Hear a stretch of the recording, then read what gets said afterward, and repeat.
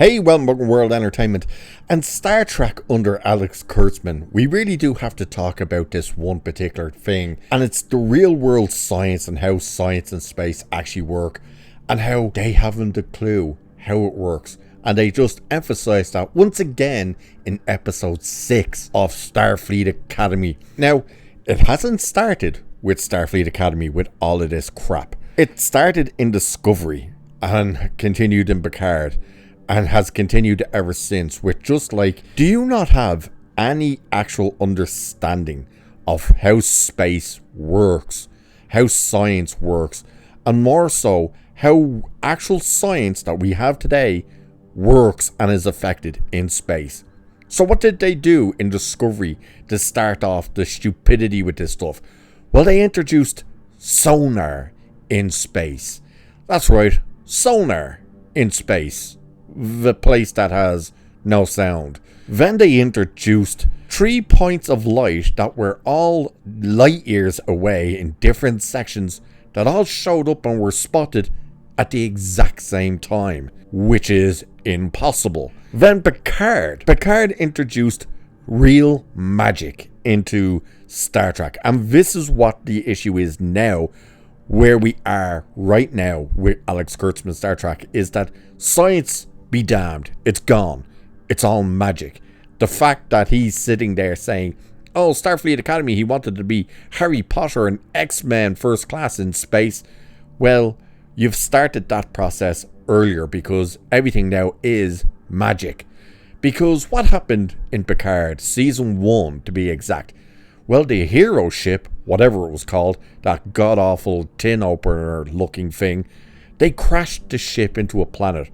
Then they told us the ship was beyond repair, that one particular system was damaged beyond repair. There was absolutely no repairing this. But then the writers went, oh shit, we actually need the ship to be back in space. So what was their solution?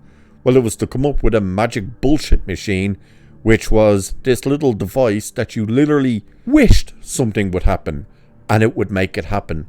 So the guy has it, and the other girl, who becomes the Borg later on, says, hey, just think of what you wanted to do and it'll do it. And sure enough, it repaired the unrepairable. That's where the magic started with Star Trek. Now we're getting all the way through to season 1 of Star Trek Starfleet Academy, but episode 6, where we're introduced to a brand new enemy. The enemy called the Furies, Furrers, Fuzzies, Fuzzballs, whatever the hell they were called. Turns out they were half bat. They were half human, half bat. Which you gotta love when Admiral Vance says they're half human and half alien. It's like, really? Half alien? Could you be any more specific about half alien, seeing as this is the world of Star Trek and everybody is practically half alien? What are you talking about? What species of half alien? Klingon, Vulcan, Romulan, Andorian, Cardassian, take your pick. No, it turns out they're half bat, some species of bat from some other world. How that happened, don't know. They did show you an image of the bat, and it's like, who's hooking up with that thing? Because it's not like a humanoid bat, it's like this big vicious looking rip you in half type thing. But what's their weakness, we find out? Yeah, high pitched sound. Specifically, sonic waves could do it. So what's the plan? Well, we just happen to have an Intrepid class near guarding a space station that just happens to be around the corner from where we are, that has, wouldn't you believe it, a weapon that they're developing that uses sonic waves. And they bring the Intrepid class to the Athena to use the sonic wave to combat against these alien-human hybrid thingy-bobs. Here's the problem. And here is where, oh look, they don't know how space works again. Sonic waves don't work in space. You can Google that. That's not a, oh well, you know, it can't. No, it can't. It does not work. It's impossible to work in space because, once again, there is no atmosphere. There is no oxygen. And more specifically, there is no sound in space. And this is one of those things that, how can you get this so wrong all the time? Now, is it the case that they're watching the likes of Star Wars or old Star Trek or something? They're obviously not watching Star Trek, but anything in space where spaceships come flying past, they shoot their lasers and stuff, and of course, you hear it. Now, that's for effect. That is why that is there. It's meant to tell us that the ship is moving. It's meant to tell us the ship has power. All of that type of stuff. You hear the lasers because you're meant to hear it as much as see it. But realistically, there would be no sound. So when the Enterprise comes past the screen, you should realistically hear nothing. But of course, we hear the rumble of the engines as she goes past the screen because, of course, it's meant to tell us, the viewer, the ship has power and it's strong power. That's why you're hearing it. But that's one thing. When it comes down to weapons and stuff, which they keep introducing, it's a completely different story.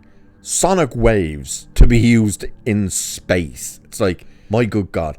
And I remember going to this, it wasn't exactly a convention, but it was meant to be this paranormal thing, and it ended up being more about actual science type of thing stuff. And there was a guy there who wrote a book, and the book was about that story, which a lot of you probably know of and have heard.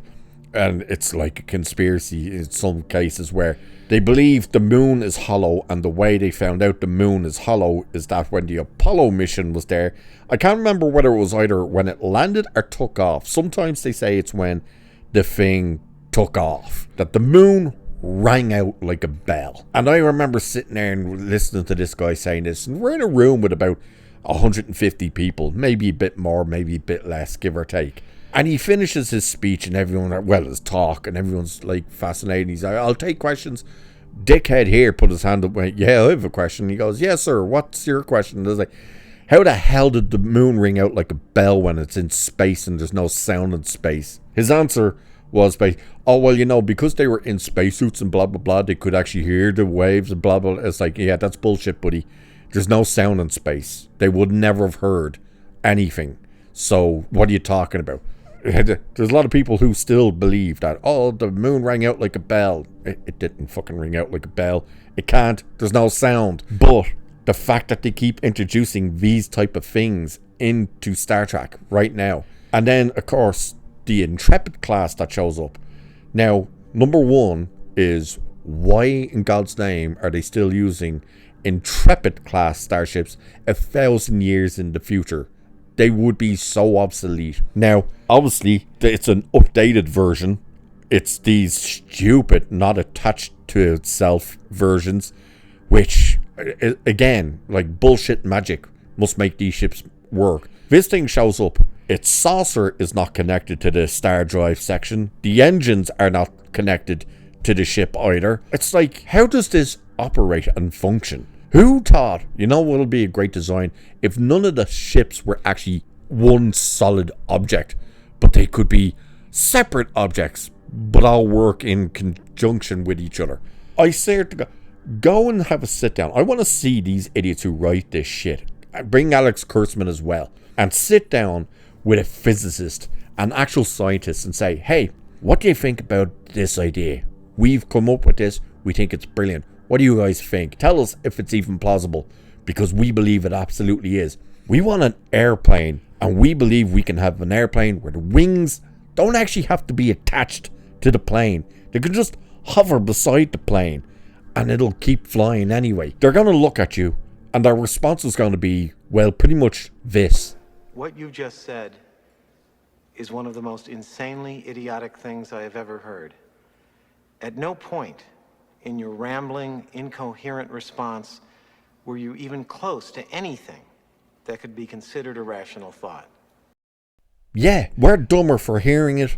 We're even dumber for watching it. How do they keep doing this? How do they keep introducing this type of shit where it's like, but you can't operate that type of thing in space? It doesn't work. Yeah, it's called science fiction, but you still have to have real world things to go in place, like the laws of relativity and all that type of stuff. All of that stuff still applies to a lot of science fiction. That's why it's called science fiction. There's still fiction elements, which are the fact that you're actually out there in space, but the actual science is how you got there and how you're surviving what your power is and stuff like that. So this idea of sonar in space, light points showing up light years apart from one another, being visible and spotted all at the exact same time, the magic bullshit wish machine that just instantly fixes the unfixable,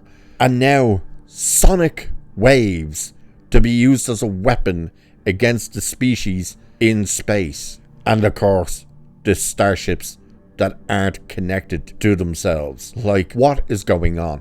Where did they come up with these ideas? And if there's any people who are a part of science in any way, whether it's theoretical, whether it's physics, anything, if any of them are there actually consulting them on this shit and they're still getting away, good God, they must be terrible in their field. How do you come up with this shit? How do you say we're going to use sonic waves in space? How do you say we're going to use sonar in space? How did the Kelpian, or not Kelpian, what's he called? The Durham guy, the fish boy, the bully, the asshole, that he went out into space, walked on the hull of the ship without a spacesuit because his species can supposedly survive for up to 8 minutes in the vast openness of space, but he could still talk. Now, they tried to say, well, we put this little thing on his neck that picked up the vibrations of his voice, but that still wouldn't be able to speak. So it's become magic. It's no longer science, it's magic. That is what this show is now. It's magic in space. And it's insane to watch it and think, this is a part of a franchise that inspired actual astronauts, inspired real world technology, your iPhones, your touchpads, your laptops, your Alexas and Google Bexies or Bixies, whatever it's called, all of this stuff. The fact that you can talk to your computer and it answers you, all of this type of stuff. The fact that we have all of that stuff that was make-believe actually that was still being looked at as somewhat plausible because they had actual consultants there, and it actually became functional. That this show inspired people to become astronauts, get into medicine, all of this type of stuff. And now we're watching magic in space, and they can't even get it right by the sense of, we're going to use sonic waves in space and sonar in space and have people speak in the vast openness of space, and we're going to have ships that can function while the engines aren't attached to it, the saucers aren't attached to it.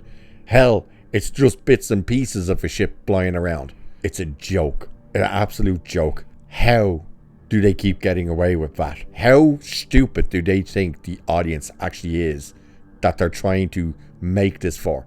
It says more about what they think of their audience than anything else. But what do you guys think? Do you think it is just magic in space? Did you pick up on half of the stuff that they're showing now that is just magic in space? What do you think about all of it? And with that, I shall leave it there for this one. So do like and share and subscribe and all that good stuff and hit the hype button. Cheers, and I shall catch you in the next one.